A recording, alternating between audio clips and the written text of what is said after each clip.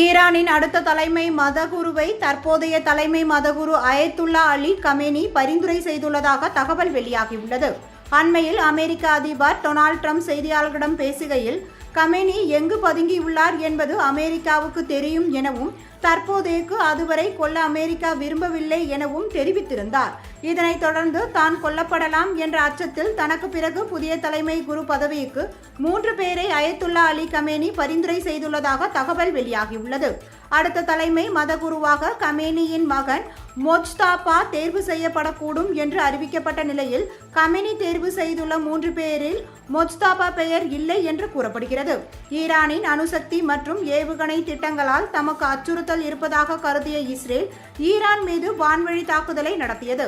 இதற்கு பதிலடி கொடுக்கும் வகையில் இஸ்ரேல் மீது ஈரான் ஏவுகணை மற்றும் ட்ரோன் தாக்குதலை நடத்தி வருகிறது.